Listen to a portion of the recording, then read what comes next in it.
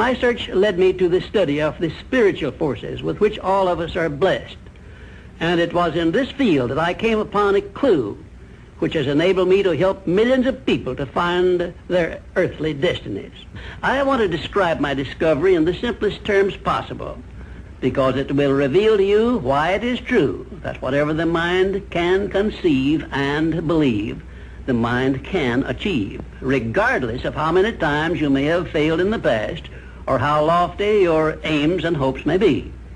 I caught my first fleeting glimpse of the profound law which provides the means by which we may choose our own purpose in life and attain it, while I was being coached by Andrew Carnegie during the organization of the Science of Success philosophy. I had just finished telling Mr. Carnegie that I feared he had chosen the wrong person to give the world the first practical philosophy of personal success because of my youth, my lack of education, and my lack of finances. Well, at this point, Mr. Carnegie delivered a lecture that I shall never forget, because it changed my entire life and paved the way for my helping to change the lives of millions of people, some of them not yet born. Let me call your attention to a great power which is under your control, said Mr. Carnegie, a power which is greater than poverty, greater than the lack of education, greater than all of your fears and superstitions combined. It is the power to take possession of your own mind and direct it to whatever ends you may desire. This profound power, Mr. Carnegie continued, is the gift of the Creator, and it must have been considered the greatest of all of his gifts to man, because it is the only thing over which man has the complete and unchallengeable right of control and direction.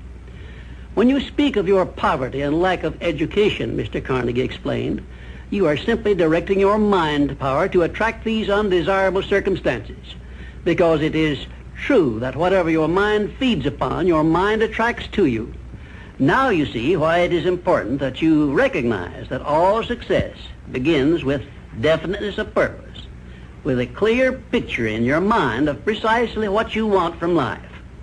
Then Mr. Carnegie continued his speech with a description of a great universal truth which made such an impact upon my mind that I began then and there to give myself a new outlook on life and set up for myself a goal so far above my previous achievements that it shocked my friends and relatives when they heard about it.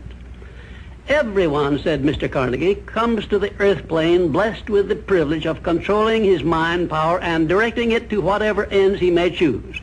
But, he continued, everyone brings over with him at birth the equivalent of 2 sealed envelopes, one of which is clearly labeled the riches you may enjoy if you take possession of your own mind and direct it to ends of your own choice, and the other is labeled the penalties you must pay if you neglect to take possession of your mind and direct it.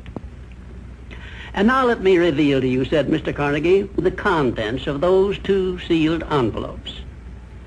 In the one labeled riches is this list of blessings. 1, sound health. 2, peace of mind. 3, a labor of love of your own choice. 4, freedom from fear and worry. 5, a positive mental attitude. 6, material riches of your own choice and quantity. In the sealed envelope labeled penalties, Mr. Carnegie continued, is this list of the prices one must pay for neglecting to take possession of his own mind. 1, ill health. 2, fear and worry. 3, indecision and doubt. 4, frustration and discouragement throughout life. 5, poverty and want. 6, and a whole flock of evils consisting of envy, greed, jealousy, anger, hatred, and superstition. Now, my mission in life is to help you and everyone who needs my help to open up and use the contents of the sealed envelope labeled riches.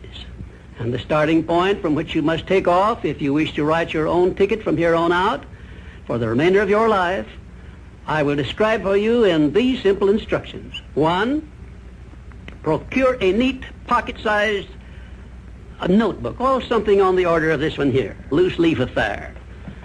And on page 1, write down a clear description of your major desire in life, the one circumstance or position or thing which you will be willing to accept as your idea of success. And remember before you begin writing that your only limitations are those which you set up in your own mind or permit others to set up for you. And 2, on page 2 of your notebook, write down a clear statement of precisely what you intend to give in return for that which you desire from life. And then start in right where you stand now to begin giving. And 3, memorize both of your statements, what you desire and what you intend to give in return for it, and repeat them at least a dozen times daily. And always end your statements with this expression of gratitude for the blessings with which you were gifted at birth. I ask not, O divine providence, for more riches, but more wisdom with which to accept and use wisely the riches I received at birth in the form of the power to control and direct my mind to whatever ends I desire.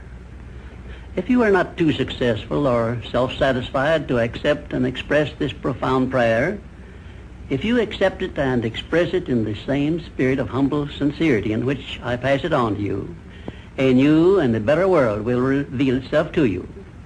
A world in which you will see reflected the circumstances and the things which you yourself have created. And now let me close this, our first visit, with my favorite expression of gratitude. O divine providence, I ask not for more riches, but more wisdom with which to make wiser use of the riches you gave me at birth, consisting in the power to control and direct my own mind to whatever ends I desire.